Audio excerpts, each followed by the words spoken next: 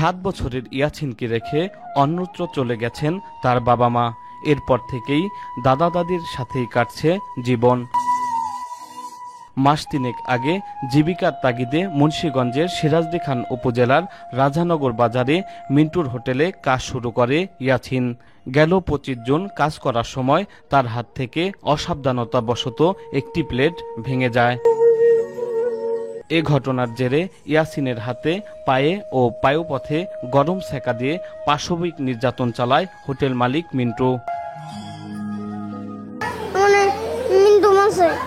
মিন্টু দোকানদার, ওর দোকান একটা প্লেট পড়ে গেছে, আমার এখানে ইনকাম আছে, মানে হাত মুখ শুদ্ধ ভেঙে দিছে, পেটে কিন্নুটা গুছাইছে,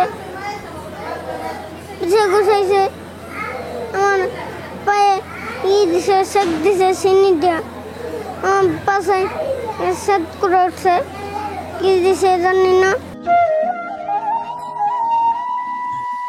ঘটনা ধামাচাপা দিতে সিরাজদি খান থেকে শিশুটিকে নিয়ে এসে সড়ক দুর্ঘটনার কথা বলে কৌশলে নবাবগঞ্জ উপজেলা স্বাস্থ্য কমপ্লেক্সে ভর্তি করিয়ে পালিয়ে যায় হোটেল মালিক মিন্টু ও তার শাশুড়ি।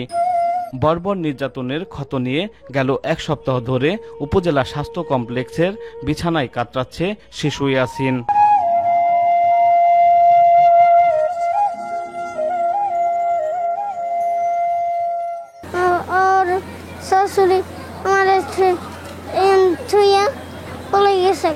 একজন মহিলার সাথে করে নিয়ে আসছে, যিনি কিনা বলেন যে বাচ্চাটি গত আনুমানিক 2-3 দিন আগে তার এলাকার বাচ্চা রোড ট্রাফিক অ্যাক্সিডেন্টে আক্রান্ত হয়েছে, মানে অটোর সাথে অ্যাক্সিডেন্ট করছে। তো আমাদের জরুরি কর্তব্যরত ডাক্তার উনি প্রাথমিক চিকিৎসা দেন এবং কিছু আঘাতের চিহ্ন পান। তো সেক্ষেত্রে বাচ্চাকে অন্তর্বিভাগে ভর্তি প্রদান করেন। নির্যাতনের শিকার শিশুটি জানায়, দিনরাত তাকে দিয়ে হোটেলের বিভিন্ন কাজ করানো হলেও ঠিকমতো দেয়া হতো না বেতন।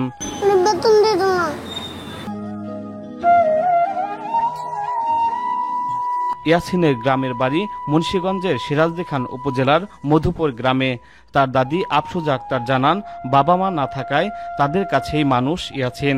স্বামী আব্দুস সাত্তার বাজারে সবজি বিক্রি করেন, তা দিয়েই কোনো মতে চলে অভাবের সংসার। যে কারণেই নাতি ইয়াছিনকে কাজে দিয়েছিলেন মিন্টুর হোটেলে।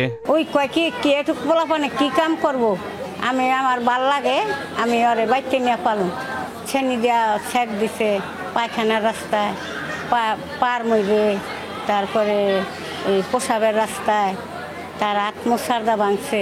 শিশুটির উপর বর্বর নির্যাতনের ক্ষত দেখে ক্ষোভ প্রকাশ করেন হসপিটালে থাকা অন্য রোগীর স্বজনরা। খুব বড় একটা বিচার হতো, আজকে এই শিশুর করছে, কালকে আরেক শিশুর করবে, এটা কোনো কথা না। এইভাবে যেভাবে সেদ দিছে এইভাবে ওর সেদ দেওয়ার দরকার।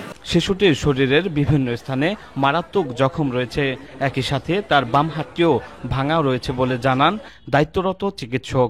এক্সরেতে আসে যে তার বাম হাতের 2টি হাতই ভাঙা। পরবর্তীতে আমাদের অর্থোপেডিক্স বিশেষজ্ঞ স্যার আছেন, তার সাথে কনসাল্ট করি, ওনাকে দেখাই, শিশু বিশেষজ্ঞ আছে তাকে দেখাই এবং সার্জারি স্যার সবাই মিলে আমরা দেখি বাচ্চাটি সুচিকিৎসা নিশ্চিত করি। ঘটনার পর থেকেই হোটেল বন্ধ করে গা ঢাকা দিয়েছে মালিক মিন্টু।